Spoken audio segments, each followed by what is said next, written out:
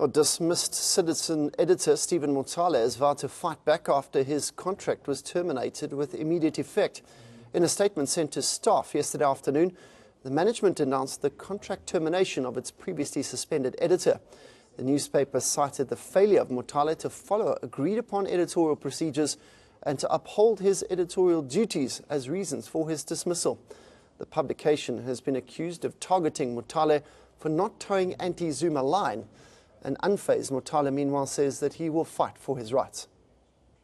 I don't have much to say except to confirm that indeed, yes, my services as a citizen were terminated today without any hearing.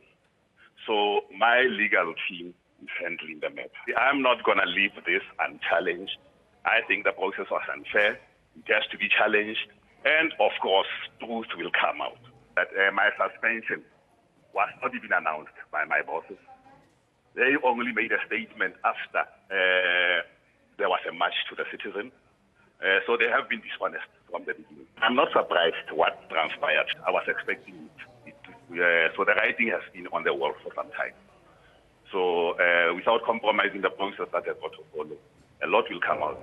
I can tell you right now that we are filing an urgent application tomorrow to challenge this unlawful dismissal. We've been raising this issue of white supremacy and the white-owned media, which seeks to champion the agenda of the country, the national discourse. I don't think that we'll leave this matter lying down, and I think this goes to all the mostly private-owned institutions.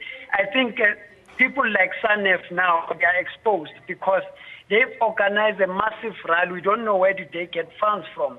When there was an issue at SABC around censorship, they are very silent that a senior journalist has been dismissed today because of raising or writing or releasing a story that seeks to be against a particular agenda that, of course, the SOS and so forth of the world are for that particular agenda. They've also issued an email calling all the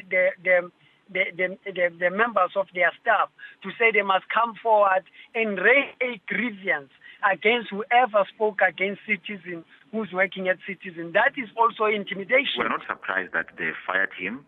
We knew that they wanted to fire him and then they were just pretending to be subjecting him to due process. In actual fact, what has happened to him is a perpetuation of the culture that we've been complaining about.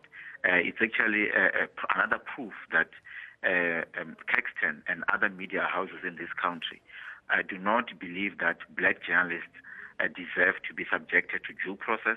They believe that they must just be exploited and discriminated against. And we're not surprised that they're doing so, but we're not going to take this thing lying down. I spoke to Mr. Motale this afternoon. His lawyers are looking at this matter, and then chances are they will approach the labor court.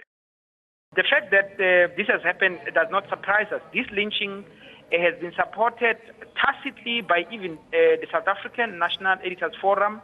The silence of black journalists and so-called corruption busters in the media is part of the conspiracy to silence any voices that seeks to practice ethical journalism. He wanted to give South Africa a balanced view about the truth of things that are going on here. So we're not surprised, and we stand with him, and we are not going to let go. We're going to go after the Citizen. We're going to expose it. We're going to remind the nation that, in fact, the Citizen belongs to us.